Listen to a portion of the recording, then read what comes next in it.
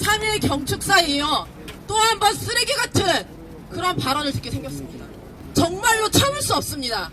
이게 윤석열 정부가 말한 한일 관계 개선입니까? 이것은 역사의 명백한 퇴행입니다.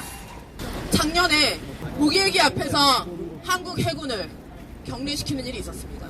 이제는 우리나라 기업이 일본 전범기업 대신 줄줄이 불려가 배상하게 생겼습니다. 이미 명단이 나왔더군요. 농협, 수협, 한국도로공사, KT, 우리나라의 굵직한 공사들, 기업들, 이제 일본 전범기업 대신 배상하는 친일기업으로 전락하도록 만드는 게 윤석열 정부입니다.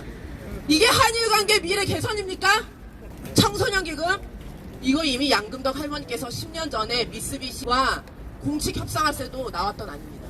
피해자가 사죄배상 없이는 절대 안 된다고 박찼던 그 안을 어떻게 지금 우리 외교부가, 우리 정부가 그거를 해법이랍시고 들고 올 수 있는 겁니까? 일본 전범기업 단 한 푼도 안 냈습니다. 배상이 아니라 후원기금? 그따위 거 필요 없다고 피해자가 말하고 국민들이 말하고 있습니다. 국가 권력이 이따위로 해도 되는 겁니까? 김대중 오부치 선언 계승한다고요? 물론 김대중 오부치 선언에 통절한 사죄 반성 있습니다. 그러나 그 이후 어땠습니까?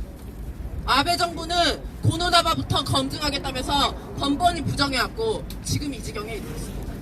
그리고 그 당시 김대중 오부치 선언에는 일본이 한국에 대한 한국 민주화 운동에 대한 존중이 있었고 김대중 대통령이 일본에 대해서 전후유의 전수방위 원칙을 지켜온 노력에 대한 평가가 있었습니다. 지금은 아닙니다. 일본 지금 군사대국화 직전에 있습니다. 이쯤 되니 윤석열 대통령은 일본 요구 들어주려고 대통령 된 게 아닌가 싶습니다. 이번 3일 경축사 5분 30초 연설에 오롯이 일본을 가해자로부터 면책시켜주는데 모든 연설 다 썼습니다. 반경 능력, 방위비 증액, 강제동원 문제, 수출 규제, 초계기 사건 그 단 하나의 언급도 없었습니다.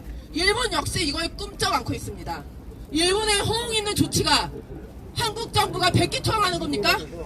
정말 많은 문제들이 있어서 반대하지만 일본이 식민 지배를 불법이라고 생각한 적 단 한 번도 없고 지금까지도 합법이라고 주장하는 그 주장 그대로 받아나 이번 안을 제출했다는 것이 가장 큰 문제라고 생각합니다. 역사적으로도 절대 인정할 수 없습니다. 피해자의 투쟁을 봐서라도 절대 용납할 수 없습니다.